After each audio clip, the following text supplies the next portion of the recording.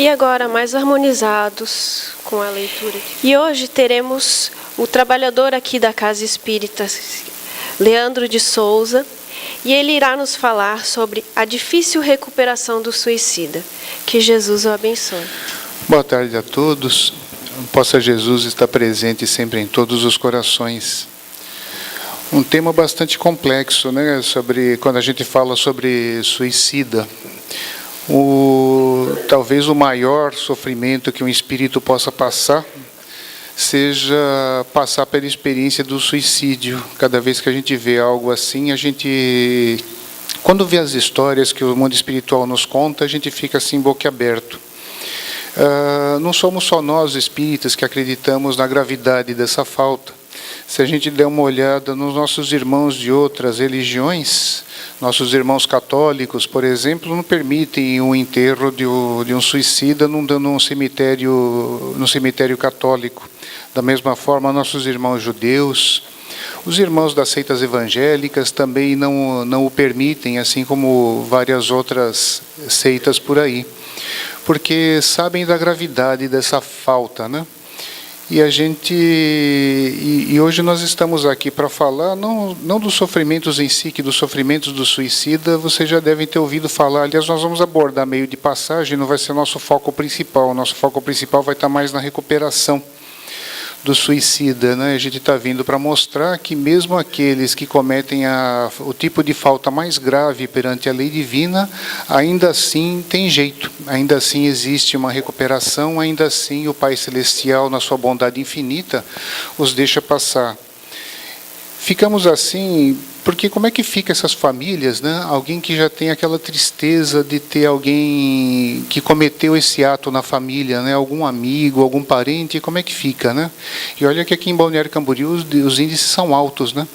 Quase toda semana a gente vê falar de uma pessoa por aí que passa por esse ato maluco. E creiam que os sofrimentos são tão atrozes, né, são tão difíceis, que umas duas ou 3 semanas atrás a gente estava falando desse tema dos sofrimentos do suicida para o nosso grupo de estudo que acontece aqui nos sábados à tarde. E teve uma hora que eu me dei conta assim, de ver o olhar das pessoas para mim quando eu falava dos sofrimentos dele, e eu falei, puxa vida, parece que eu estou contando uma história de terror, né? Parece que eu estou contando uma história que acho que se pegar um cineasta de Hollywood e fizer um filme sobre um suicida, olha, vai fazer mais sucesso do que muitos filmes de terror que estão aí rodando na praça, de tão complicado que é a saga de um suicida. E falando na recuperação deles, a recuperação não é nada fácil. Nós estamos tomando como base o que a gente viu no livro Memórias de um Suicida, que é uma ótima referência na doutrina espírita. Ele foi escrito pelo escritor português Camilo Castelo Branco, através da psicografia da espetacular médium mineira Ivone do Amaral Pereira. Esse livro vocês vão achar em qualquer casa espírita, aqui na nossa também, evidentemente, e vale a pena ler, para que a gente compreenda bem os detalhes, né, porque passam os irmãos que cometem esse ato maluco. E a recuperação deles já começa de cara, né?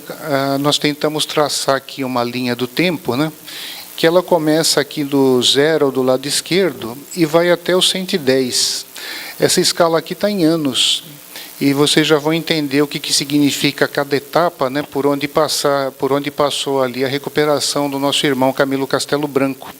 No livro vocês vão ver que está escrito Camilo Cândido Botelho, e que ele adotou um pseudônimo pelo fato de ser uma figura relativamente conhecida, né, mesmo aqui no Brasil, a sua literatura é conhecida, mas mais tarde todo mundo no meio espírita hoje já sabe que se trata do espírito Camilo Castelo Branco, escritor português, que se suicidou em 1890, na cidade do Porto, em Portugal.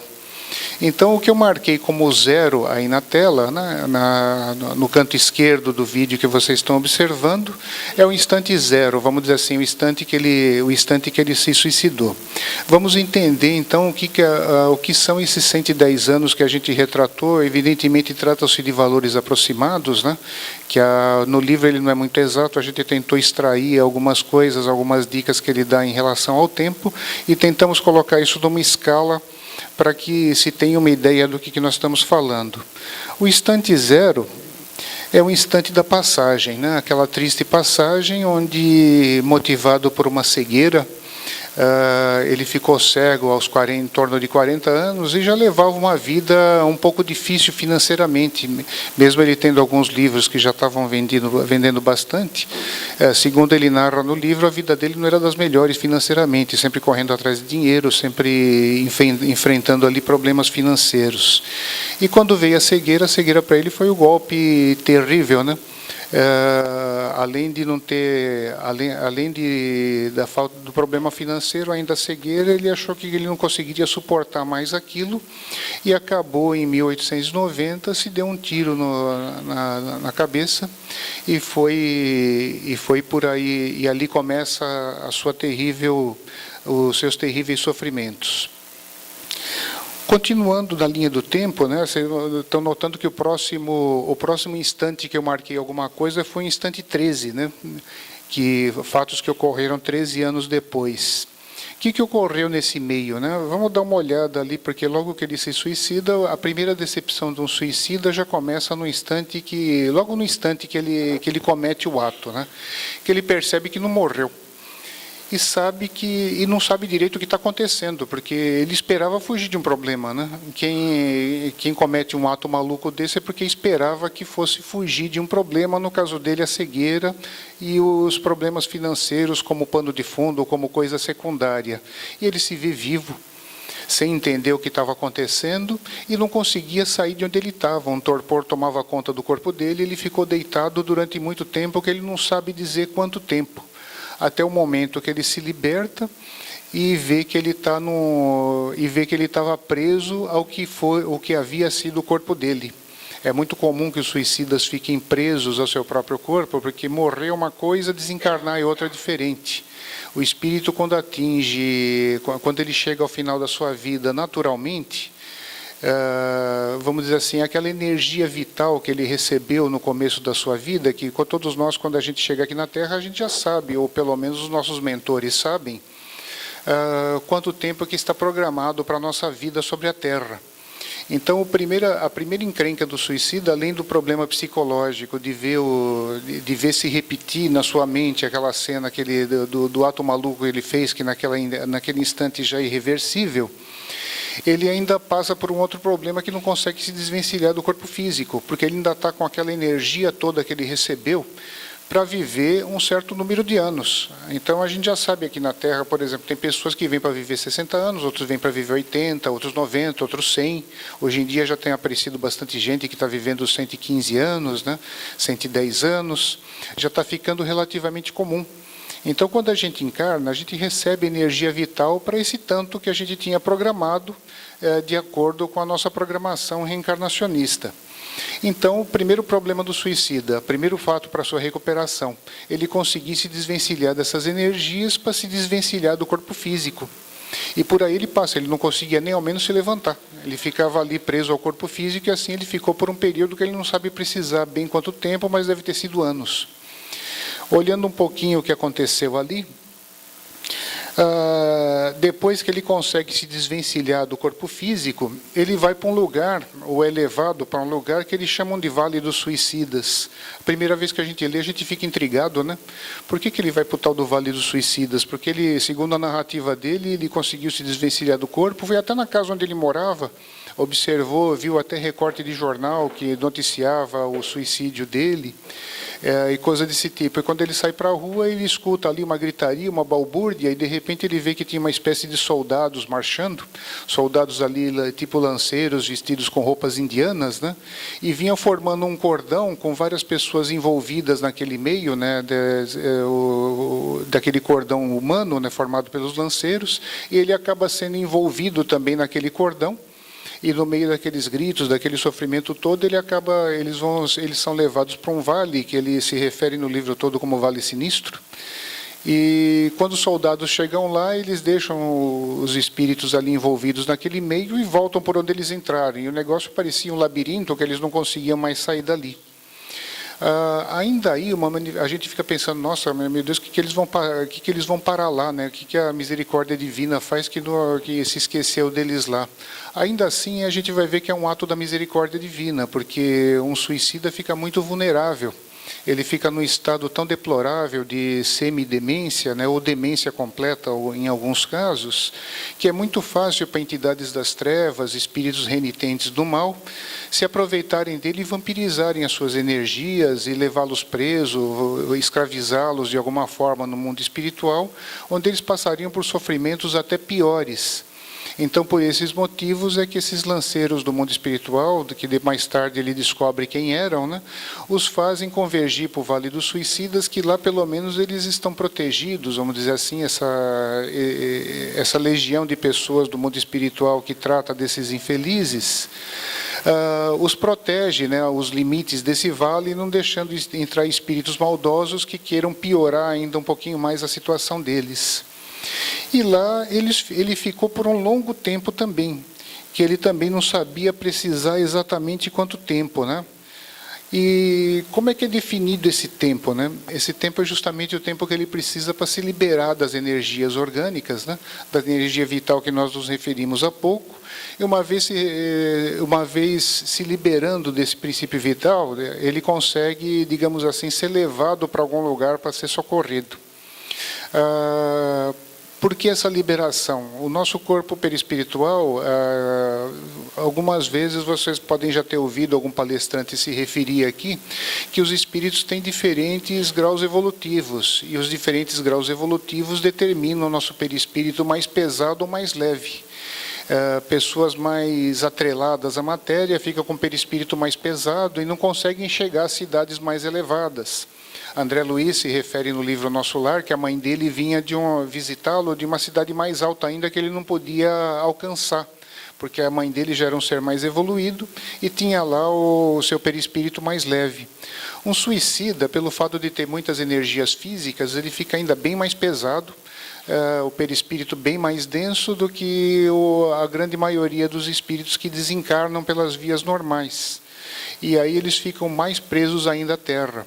Então, nem na colônia dos suicidas, que a gente vai ver que é uma colônia que fica no limiar da crosta terrestre, ali logo na primeira camada, um pouquinho acima, nem nessa camada eles conseguiriam ser levados. Eles ficam nesse vale sofrendo com criações que eles próprios criam, né?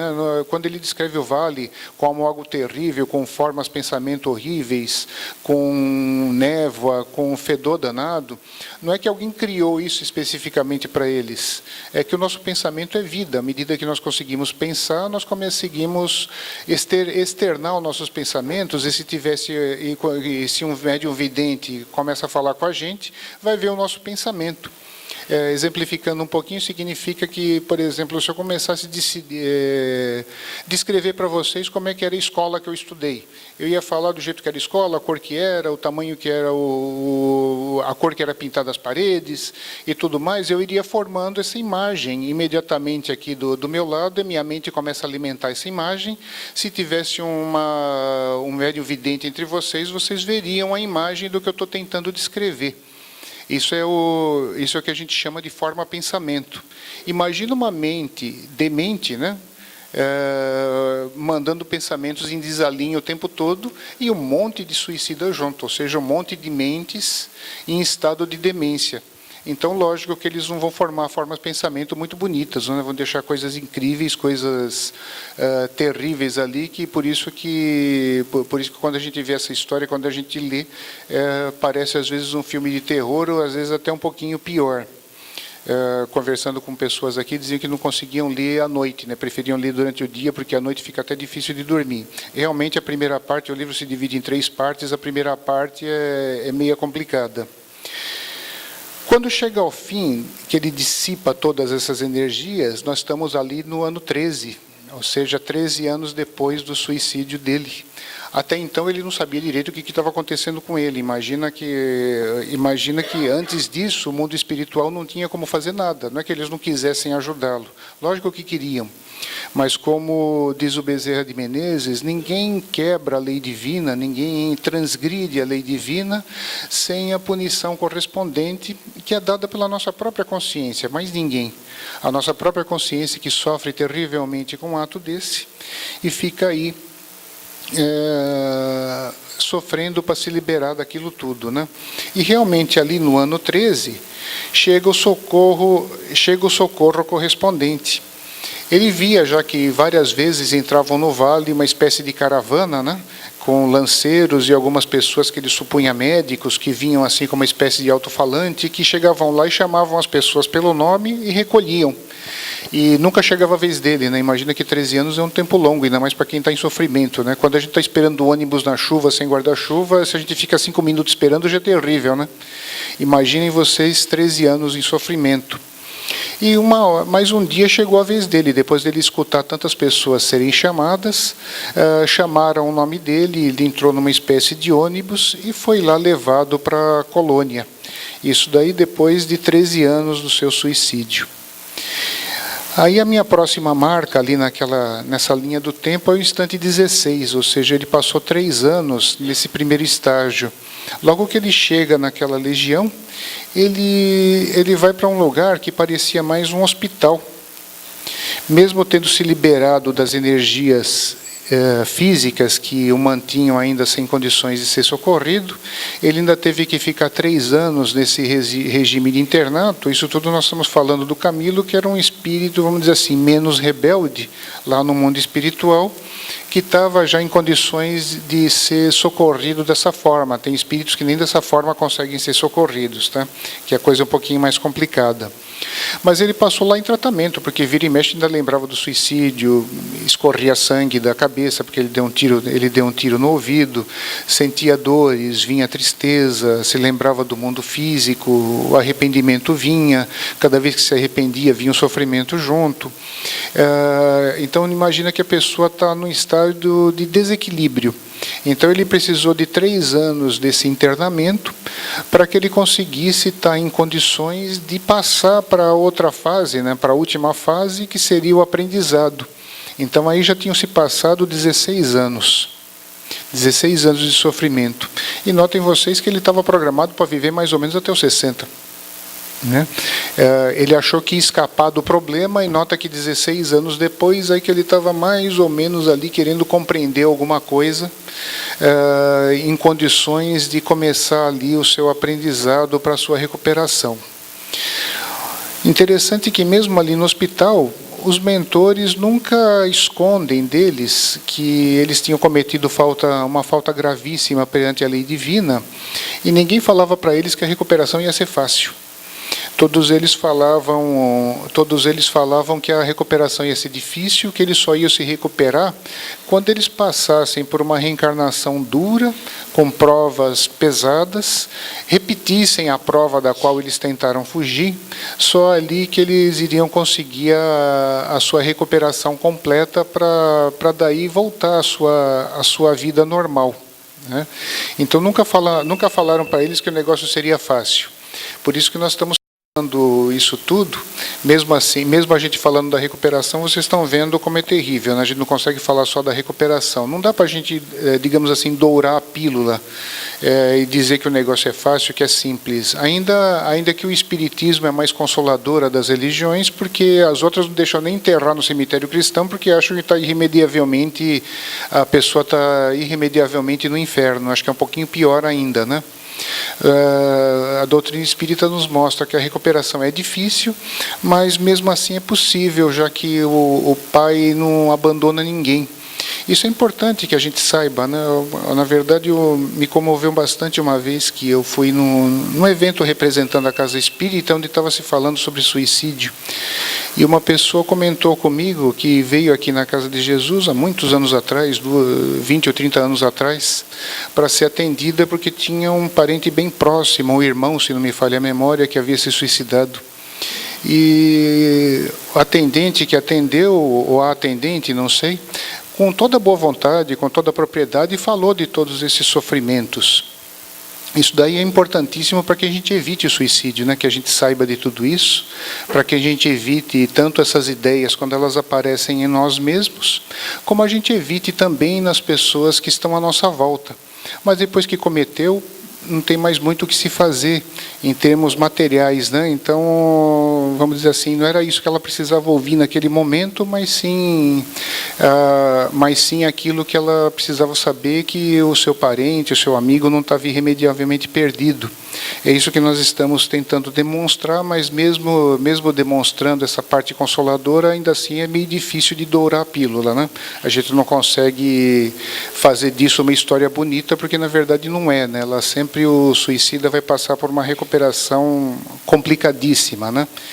E isso que ocorre. Então, a primeira fase que ele passou já na colônia espiritual, que ali ele ficou sabendo que essa colônia era coordenada por Maria de Nazaré, a mãe de Jesus, que foi a pedido do próprio Cristo, segundo conta a história. Isso tudo ele foi saber mais tarde, né? Que até então ele só via que os lençóis muito bem cuidados, estava sempre bordado LSM, que ele não sabia o que era LSM, né? E aí que ele foi perguntando para o enfermeiro que o assistia, e ele disse que aquilo significava Legião dos Servos de Maria, que foi aquela construção toda, um castelo, uma colônia no mundo espiritual, no limiar da crosta, havia sido construída por portugueses e espanhóis e fica geograficamente ali mais ou menos no meio dos dois países, né, entre Portugal e Espanha, entre Portugal e Brasil. Não que atenda só pessoas dessas nacionalidades, mas assim, pela facilidade do idioma, ela pode conseguir se comunicar melhor. Mas colônias desse tipo existem no mundo inteiro, existem no planeta inteiro, e todas coordenadas por Maria de Nazaré, porque afinal de contas o sofrimento, o estado de demência é tão grande que só um espírito com tamanho amor, com tamanho coração, com uma evolução tanta que consiga destinar a essas criaturas o amor que eles necessitam para que eles consigam se recuperar daquele estado, né? E passam-se então 3 anos nessa recuperação hospitalar, onde ele já consegue entender alguma coisa, já fica sabendo de alguma coisa, já sabe o que está acontecendo com ele, e lentamente ele vai se recuperando, até ele chegar na marca onde eu coloquei ali como 16. Quando ele sai dali, ele recebe alta do hospital e começa ali a transição. Ainda estava longe de ser algum tipo de recuperação.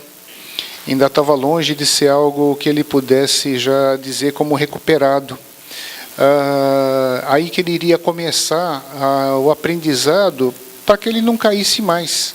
Afinal de contas, um espírito que já cai uma vez, muitas vezes retorna à carne, passa pela mesma provação, e às vezes comete o mesmo ato translocado, né? Só de passagem. Vocês devem estar pensando assim, puxa vida, mas uma pessoa que sofreu tudo isso, será que seria capaz de voltar à carne e cometer esse ato de novo? O que vocês acham? Deixa vocês falarem também. Seria? Seria, né? Tanto que tem uma história do Chico Xavier, que está no livro Chico de Francisco, do Adelino Silveira, onde ele vai visitar uma pessoa com necessidades especiais, que vivia praticamente uma vida vegetativa. E já não era mais uma criança, né? Já era um adulto, e a mãe já estava de idade, e tinha que auxiliá-lo para tudo, para comer, para dar banho, para fazer suas necessidades, trocar fralda. Imagina fazer tudo isso no adulto, uma pessoa idosa fazendo isso no adulto, né? É complicadíssimo, ela já não tinha mais forças físicas. E o Chico, sempre que lhe era possível, ia lá e ajudava ela nessas tarefas, a cuidar da pessoa, né? E o Chico, depois que ele ficou famoso, muitas pessoas o acompanhavam, e ele ficava sabendo lá que a pessoa, às vezes, naquele corpo todo mutilado, ainda estava assim, pessoas que já não tinham mais braço, e ainda assim estava com uma doença que poderia se perder as pernas. E perguntam para ele, mas Chico, o que esse espírito está aprendendo? Como é que ele está aprendendo alguma coisa se ele já está todo doente, já é cego, já não tem os braços e está para perder as pernas? pernas. Aí ele fala, o Emmanuel fala para ele, na verdade, Chico, esse espírito que está aí escondido nesse corpo, ele se suicidou nas 5 últimas encarnações. E lógico que sofreu muito. Aí ele pediu nessa que ele tirassem todos os meios possíveis para que ele pudesse, para que ele não conseguisse se suicidar. E mesmo não tendo braços e sendo cego, ele estava pensando em se atirar debaixo de um carro, né? Então por isso que ele estava ficando doente das pernas, para nem isso poder fazer mais. Então é possível sim, mas quando a gente entra na carne, muitas vezes a gente pode esquecer. Aliás, a gente esquece com certeza o que aconteceu conosco, e às vezes a pessoa faz o mesmo ato maluco. Por isso que nessa colônia espiritual eles fazem tudo na base do convencimento. A pessoa não faz nada que não seja pela sua própria vontade. Vai tendo tantas aulas quanto necessária, tanto tempo quanto for necessário, para que ela resolva por si só, para que ela chame para si a responsabilidade, ela tenha vontade. E a gente nota que aqui na Terra é difícil mesmo, né? Vocês já notaram quantas iniciativas tem, quanta gente falando assim, puxa vida, quando eu tenho uma Cracolândia ali, tem que tirar os caras dali à força e internar à força. Por que não fazem isso? Porque não adianta, né? Eles tentam internar, o cara foge, continua no crack, continua no vício. A gente só sai de um vício no instante que a gente quer. Um atributo inalienável do espírito é seu livre-arbítrio. Enquanto o espírito não quer, ele não sai de um vício, não se recupera de nada. Por isso que nessa colônia é tudo feito aos poucos, tudo feito na base do convencimento, explicando. Então, nessa data aí que nós marcamos como ano 16, ele faz a sua transição, ele recebe alta do hospital e vai para a Cidade Esperança, que é chamada de cidade universitária. E lá, durante o tempo que ele fica lá, ele fica um tempão. E nesse tempão todo ele vai aprendendo muitas coisas, vai tendo aula de tudo. Vocês vão notar que depois do 16, a minha próxima marca é 68. Ou seja, ele ficou 52 anos nessa cidade. Aprendendo o quê? Fazendo o quê? Fazendo uma série de cursos, que alguns deles eram obrigatórios e outros opcionais. Dentre os cursos que ele fez, eu vou destacar alguns, né? O mais importante, que ele já começava logo de cara, eram as aulas de moral cristã e da terceira revelação, que é o Espiritismo. Naquele tempo devia estar iniciando, né, que é 1790 aliás, 1890 mais 16 dá 1906. Estava mal começando a vir para o Brasil ainda, né? Estava lá nos seus primórdios ali, que Bezerra de Menezes na época tinha desencarnado há 16 anos, e aliás há 6 anos apenas, e o Bezerra que foi o que começou, o que negociou com a viúva de Kardec os direitos autorais para traduzir as obras básicas para o português e chegar aqui no Brasil, né? Então o Espiritismo estava iniciando, muita gente não conhecia, e começavam essas aulas por quê? Porque uma pessoa, o que leva uma pessoa ao suicídio? Só e unicamente a falta de conhecimento. Se a pessoa soubesse ali que ninguém morre, né? Que ele vai tentar escapar de um problema e vai cair num outro ainda pior, certamente que ele não faria isso. A moral cristã, a consolação, né, saber os motivos pelos quais a gente sofre, os motivos pelo qual nós estamos passando pedaços difíceis aqui na Terra, né? Nota que o suicídio é sempre uma não aceitação. Uma não aceitação do quê? De alguma situação pela qual ele esteja passando, que o Espiritismo nos mostra que somos nós mesmos que as criamos. Quer dizer, a gente não pode culpar ninguém por algo que nós estejamos passando. Por mais que a gente desencarne por uma bala perdida, por mais que a gente desencarne porque caiu um avião na nossa cabeça, por mais que a gente desencarne porque um motorista embriagado passou por cima da gente numa rua, ainda assim, se a lei divina permitiu, se a lei da ação e reação permitiu que assim fosse, é porque nós, de alguma forma, criamos os elementos necessários para que necessitássemos passar por essa provação. Percebe? Então, daí o grande ênfase que os mentores davam na terceira revelação, na moral cristã, para que ele fosse aprendendo isso gradativamente e absorvendo, colocando aquilo no seu coração realmente, porque é isso que lhe daria força na encarnação subsequente, que, como eu falei, os mentores nunca escondiam nada dele, nem dele e nem dos outros, né? Porque eles eram tratados sempre em grupo, né? Ele fala sempre de um grupo de amigos que estavam lá, de conhecidos de sofrimento, né? De amigos de sofrimento, que estavam juntos no Vale Sinistro e foram socorridos ao mesmo tempo. E aí começa a efetiva recuperação, né? A parte mais light essa parte do livro dá para ler de noite, assim, tá, gente? Pode ficar tranquilo que essa parte é boa. A primeira eu também não aconselho, não, melhor ler de dia. Mas dessa parte para frente o livro já fica um pouco mais light.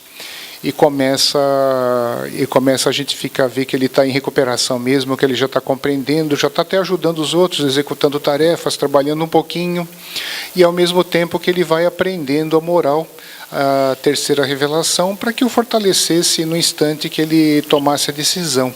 Quando ele chega nesse ponto, alguns amigos dele já tinham até partido para a reencarnação, alguns que estavam em estado mais debilitado, que não suportavam mais, o remorso era muito grande, porque todo suicida, o remorso pega muito, muito pesado, né? A culpa pega muito pesada, e isso sempre é muito explosivo. Kardec trata bem da culpa no livro Céu e Inferno, né? E a gente só consegue sair da culpa quando existem 3 fatores, que são o arrependimento, a reparação e a compreensão daquilo que nós fizemos, para que a gente possa realmente apagar a falta da nossa consciência, né? Só quando assim a gente se reabilita perante a lei. E o suicídio é um tipo de falta que a gente só pode apagar provando pela reencarnação, passando novamente pelos cenários, repetindo a prova que a gente fez, que foi uma prova que ele fugiu, então não dá para, ele tinha uma prova da cegueira, então ele não cumpriu a prova da cegueira como ele devia cumprir, né? E aquilo devia ter algum motivo. Então tudo isso ele tinha que aprender, para que ele pudesse se fortalecer para repetir essas provas e ter êxito, né? Que o pior medo de um suicida é justamente voltar à Terra e cometer a mesma falta e ganhar um pouquinho mais de sofrimento. Fez mais cursos ainda, ainda nessa linha do tempo, ainda nesses 52 anos, ele ainda teve aulas, né? Lembrando do filósofo Sócrates, né? Da Grécia Antiga, que ele falava muito: conheça-te a ti mesmo. E lá tinha um professor, e lá tinha um dos professores dele lá, era o Surya Omar, que entrava nas artes filosóficas com ele, das religiões antigas, da psicologia da pessoa, e junto com Epaminondas, que era outro mestre dele, esse último foi um dos que teve o privilégio de estar no colo de Jesus, quando Jesus disse: vinde a mim as criancinhas, porque o reino dos céus é daqueles que se assemelham. Ele ficou tão maravilhado de ver que passou a seguir Jesus, e ficou tão maravilhado da mente poderosa que Jesus manifestava na Terra, quando encarnado, que ele chegava a projetar as imagens do que ele estava falando. As pessoas que tinham um pouquinho mais de sensibilidade viam as imagens do que ele estava se referindo. E ele ficou tão maravilhado com aquilo que ao longo dos séculos ele desenvolveu essa técnica. E ele aplicava essa técnica nos suicidas, com a sua mente poderosa e adestrada. Ele penetrava na mente das pessoas e os ajudava a extrair das suas próprias mentes as causas do sofrimento. Que isso também é importante, né? Ele não aceitava a cegueira, mas por que ele ficou cego? Né? Ele nunca tinha se perguntado isso, né? Por que ele tinha ficado cego? E ele conseguiu, esse professor, fazê-lo retroceder para se conhecer um pouquinho mais, não só na que causou a cegueira, mas ele soube que ele estava presente na crucificação de Jesus, e foi um dos que gritavam lá para soltar Barrabás, que mandava crucificar Jesus. E sempre em encarnações marcadas por muito orgulho, sempre em posições poderosas, né? E o que lhe causou a cegueira foi que, quando ele, lá pelo século XVIII, né, anos de 1700 e pouco, ele havia encarnado como padre, né, como religioso, que na verdade ele foi padre mais para fugir de casa do que para fugir do domínio do pai, do que outra coisa. E se tornou inquisidor na companhia de Jesus, né, entre os jesuítas. E como inquisidor ele causou tortura, ele torturou muita gente, inclusive um cara que era marido da moça que ele gostava. Deu um jeito de prender o cara e torturou e tal, e quando a moça, depois de muito pedir para ele, sob certas condições, ele acabou concordando em soltá-lo, mas antes de soltá-lo ele mandou queimar os olhos dele a ferro em brasa. Então ele fez o outro ficar cego e devolveu ele assim para a esposa. Imagina a infelicidade que ele causou a essa família, né?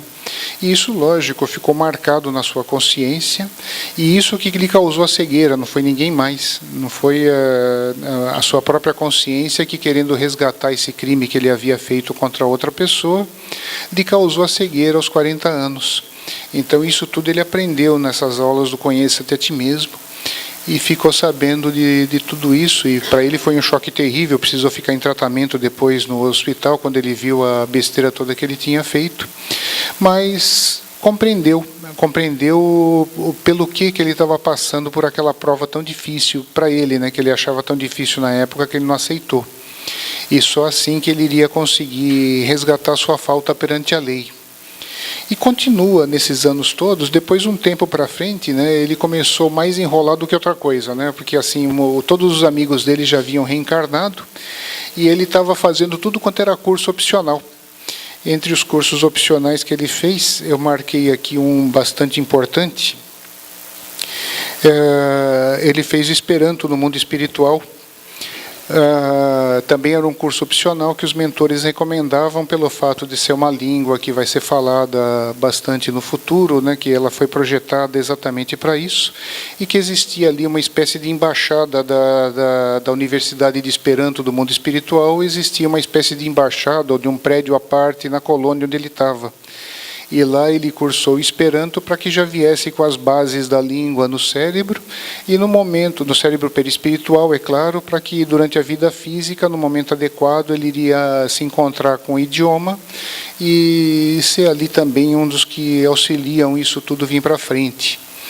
Mas, mesmo passando esse tempo todo, ele enrolando bastante, ele disse que ele estava, digamos assim, nada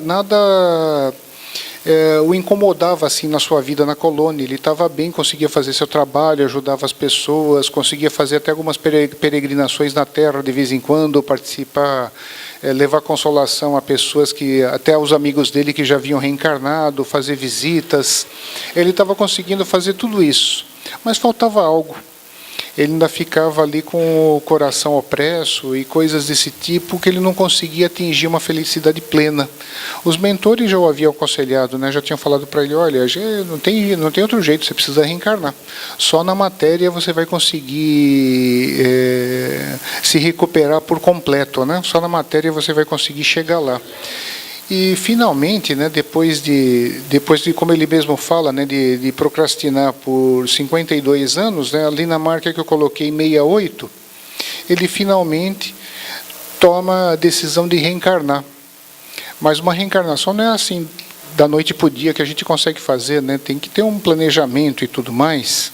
Por isso que na linha do tempo eu coloquei mais uma marquinha ali nos 70, porque em média eles ficam ali 2 anos no que eles chamam de asilo. Naquela colônia espiritual especificamente, é um asilo que eles passam para reencarnação. O que é feito nesse asilo? Eles planejam a sua reencarnação. Eles próprios, né, vão ter o desenho do novo corpo físico, vão planejar como é que vai ser sua vida física. Geralmente o suicida tem um rebote muito forte no perispírito, né?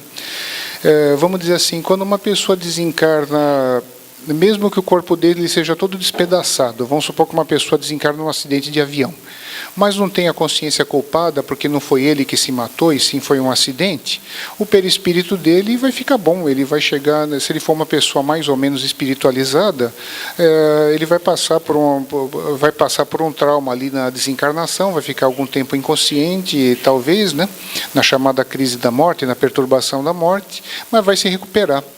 O coitado do suicida é bem diferente. Quando junta a consciência culpada com uma mutilação no corpo físico, né, o rebote vem forte na parte perispiritual que foi afetada. Então, no caso dele, como ele deu um tiro na cabeça, ele deu um tiro no ouvido, estragou regiões delicadas do cérebro físico que rebateram para o cérebro espiritual. Notem que o nosso perispírito é o elemento modelador, ou como a Joana de Ângeles costuma usar o termo, é um modelo organizador biológico que modela o nosso corpo físico no nosso renascimento, no nosso retorno à matéria. Então imaginem que se ele tinha uma deformidade, uma parte do cérebro físico estragada, ele ia ter também na matéria, no cérebro material, uma parte do cérebro físico estragado. Isso explica muita coisa, né? Que as pessoas que têm às vezes graves mutilações, não estou querendo dizer que todas as pessoas que têm algum tipo de mutilação no corpo tenham sido suicidas, mas vamos dizer assim, praticamente todos eles o têm. Às vezes ainda que imperceptível, mas vão ter ali alguma, na região que foi afetada, na região que ele utilizou para tirar a sua própria vida, tem um rebote, né, um rebote do corpo físico no corpo perispiritual, essa marca fica, isso vai para o outro lado.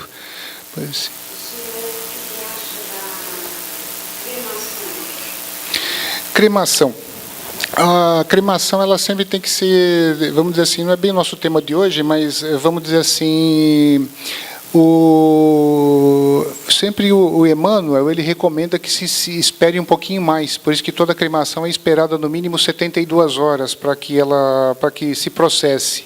Mesmo quando a gente vai na cerimônia, nesses locais crematórios, ainda assim eles passam um tempo ali esperando para que eles possam executar a cremação.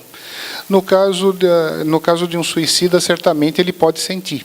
Ele pode sentir porque ele ainda está preso ao corpo físico por um tempo. Pode ser um pouquinho mais complicado para ele. Mas a cremação, vamos dizer assim, não tem nenhuma contraindicação em casos normais.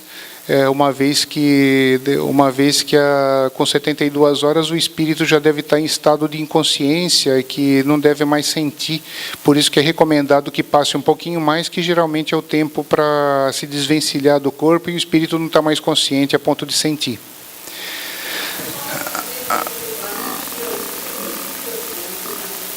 Uhum.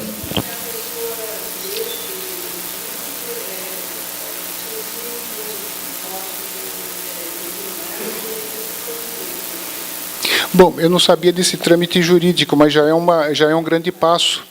Já é um grande passo para que não aconteça coisa pior. Mas voltando ainda para a nossa recuperação. Ele planejou então sua reencarnação, que ele já sabia que ia ser complicada, que ele ia ter que passar por alguns lugares, porque o suicídio sempre tem agravantes e atenuantes, sempre tem coisas ali que auxiliam e que complicam.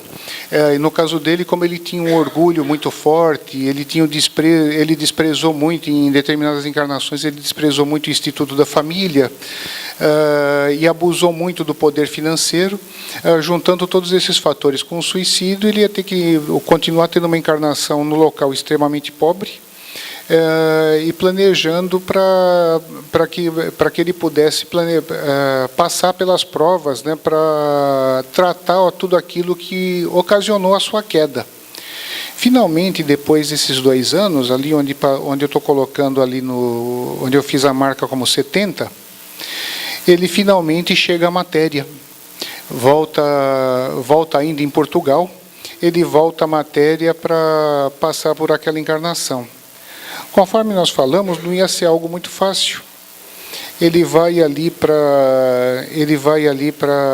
uma região bem pobre, né? Pelo que eu entendi do livro ainda em Portugal, né? Muitos dos amigos dele que eram portugueses decidiram reencarnar no Brasil para ter mais facilidade de tomar contato com a doutrina espírita, o que lhes daria um pouco mais de segurança, para não cair na tentação do suicídio, mas ele optou por ir para Portugal novamente. E chega lá passando por essa encarnação difícil, né? E ali eu fiz uma outra marca no ano 110. Por que no ano 110? Nota que se ele de 70 para 110 são 40 anos, né? O que tem de especial? Quer dizer, né, ele já estaria encarnado há 40 anos. O que teria de especial aos 40 anos dele, né? O que a gente viu ali? Novamente a cegueira.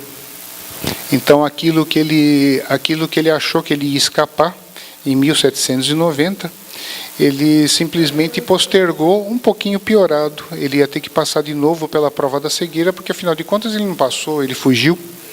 Ele escapou ou ele pretensamente fugiu, né, e acabou de arrumar um problema pior. O que isso tem de incomum, né? Era exatamente o que estava quando ele se suicidou, não é verdade?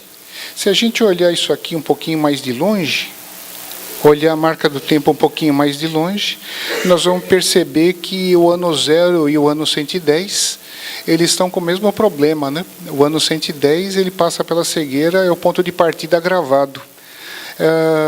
E ainda assim agravado pelo suicídio, pela recuperação, um corpo mais complicado, os amigos dele e parentes, que normalmente o acompanhariam na reencarnação anterior, acontece mais ou menos como um aluno quando perde o ano na escola. Não é um negócio chato, porque ele já tem aquele círculo de amizade, e de repente os amigos dele tudo vão para o ano seguinte, e ele repete e fica no ano anterior, não é verdade? Aí ele tem que fazer amizade tudo de novo, conhecer a turma tudo de novo. Imagina isso na nossa vida. Quando a gente reencarna, normalmente a gente reencarna com um grupo familiar, um grupo que a gente conhece, de pessoas amigas que já tiveram com a gente em outras encarnações. No caso dele, 110 anos depois, aquelas pessoas que lhe foram amigas, né, do grupo familiar da encarnação dele já estão à frente, não tem mais a necessidade de passar por essas provas.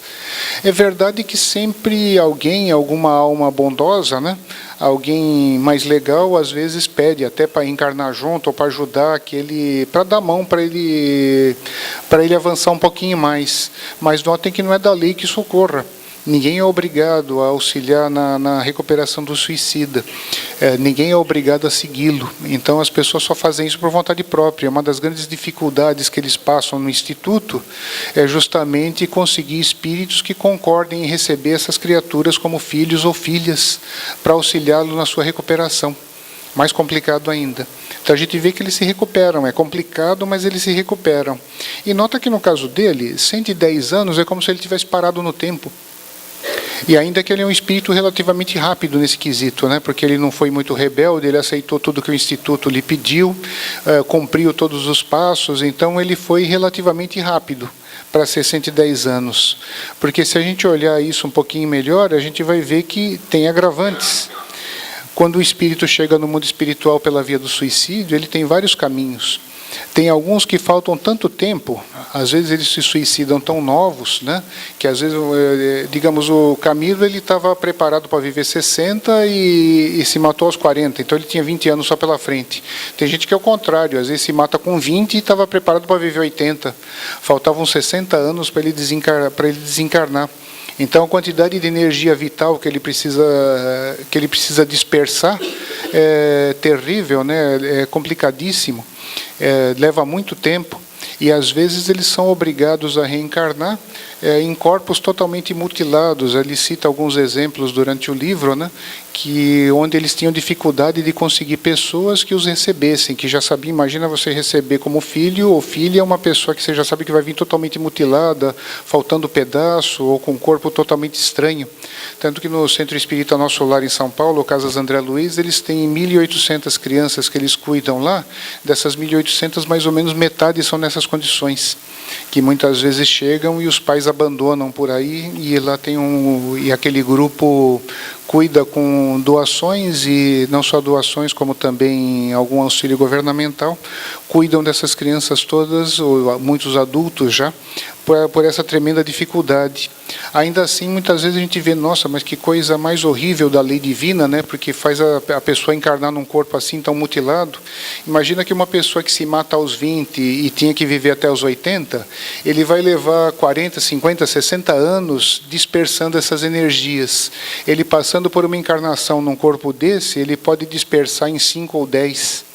Então, ainda assim, é um ato de misericórdia da lei divina permitir que essas criaturas venham assim. Outros podem ser até constrangidos a encarnar em mundos inferiores, né? Para alguns desses, esse negócio pode virar 110, 150, 200 anos, quem sabe, em vez de 110. Então, quando uma pessoa se suicida, a gente já pode contar no mínimo um século e meio de estagnação, ou para ele conseguir voltar ao seu ponto de partida no mundo espiritual. Então, nota-se que tem recuperação, mas é complicado. Alguns, conforme a gente comentou, às vezes é tão grave que às vezes são obrigados a reencarnar em planetas menos evoluídos. um planeta mais primitivo, né? Um planeta que às vezes ainda está um pouquinho na Idade da Pedra, um planeta que ainda está perto como éramos nós na Idade Média. É um pouquinho mais complicado às vezes, tem que passar alguns anos, algumas encarnações num planeta como esse para que se recuperem totalmente. Então imaginem a complicação que é passar por tudo isso. Mas o importante é que existe recuperação e que um dia também vai ser um espírito que vai readquirir a sua condição